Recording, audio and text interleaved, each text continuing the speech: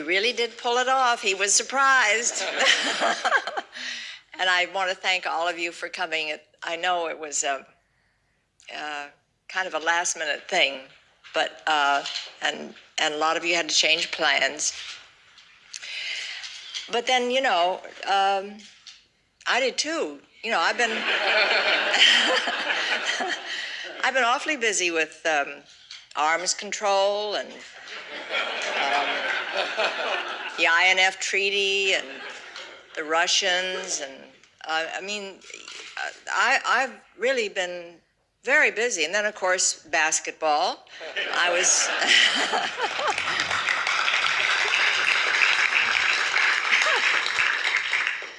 but the one who really came the farthest, I think, and did the most was my very good friend, Marvin Hamlish, who has a surprise for you, honey, for his birthday. That's right.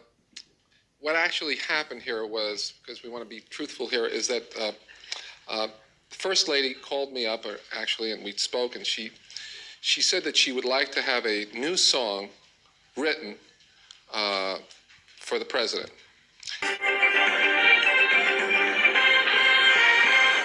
Ronald Reagan's loved ones gathered for the final farewell to the man whose last years truly were a long goodbye. When Reagan left his presidency in 1989, he seemed as ageless as ever. In 1992, he wowed the Republican convention with a speech rich in humor. It's true, a lot of liberal Democrats are saying it's time for a change. And they're right. The only trouble is they're pointing to the wrong end of Pennsylvania Avenue. Which is why the world was stunned to learn in November of 1994 that Ronald Reagan was suffering from Alzheimer's disease. And they learned it from the most reliable source of all, the former president himself. James Spada is the author of Ronald Reagan, His Life in Pictures. It was a totally lucid letter. You know, he obviously was not advanced in the Alzheimer's at that point. Soon, the toll the disease was taking became more and more evident. There's a very, very sad story about a visitor going to see him. They gave him a model of the White House, and he looked down on it, and he was very puzzled, and he said, I know this place has some importance in my life, but I can't remember what it was.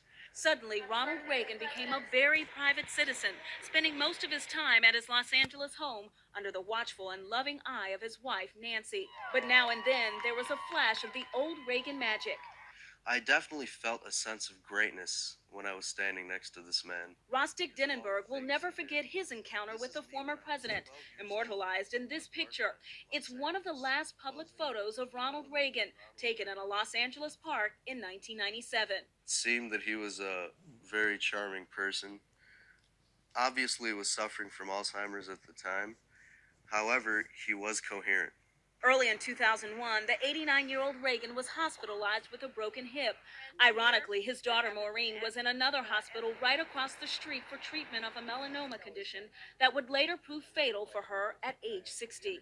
I don't think Ronald Reagan was aware that his daughter had died. Such was the toll the disease had taken. In a 60 Minutes 2 interview 2 years ago, Mike Wallace asked Nancy Reagan a difficult question about her husband. Do you think he knows you still?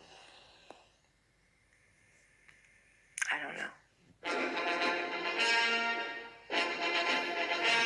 His son Michael Reagan was there for the final farewell, along with Nancy and her children, Ron and Patty. Just before he died, he opened his eyes and he looked into Nancy's eyes, and then he passed away. And she said, that was the greatest gift you could ever have given me. This was Nancy Reagan's simple and moving farewell to the man she adored for 52 years, a final kiss. It was a poignant moment in a day filled with emotion and somber pageantry as America came to a virtual standstill to mark the passing of the 40th president. Cannon roared and Nancy Reagan watched stoically as the president's coffin was brought out of the Capitol Rotunda. Inside Washington's majestic National Cathedral, there was an unprecedented gathering of American and global leaders past and present, including old allies, former adversaries, and former presidents sitting together.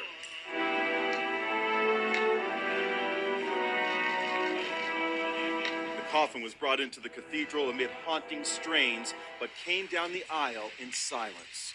Nancy, looking somber but dignified, sat with her family in the front pew across the aisle from President Bush. The funeral rites rang out across New York's Times Square, as well as in millions of homes across America. President George Herbert Bush's voice choked with emotion as he recalled his predecessor and friend. As his vice president for 8 years, I learned more from Ronald Reagan than from anyone I encountered in all my years of public life. But he also recalled the president's humor. When asked, how did your visit go with Bishop Tutu? He replied, so-so. And President George W. Bush spoke of Ronald and Nancy's undying love. America honors you, Nancy, for the loyalty and love you gave this man on a wonderful journey. Amazing grace, how sweet the sound. Irish tenor Ronan Tynan sang the classic inspirational hymn, an echo of Reagan's Irish roots. There was an emotional moment for Nancy as her husband's coffin was brought back down the aisle. And so Ronald Reagan began his final journey to the Presidential Library in California. Stacey Galandi is there. At the same time the state funeral was taking place in Washington, D.C., final preparations were being made right here behind me at the Reagan Presidential Library, the former president's final resting place. He chose this place because of its location. The gravesite overlooks the rolling hills of the valley all the way out to the Pacific Ocean. The president left Washington for the last time as the plane carrying his body flew west toward a final sunset.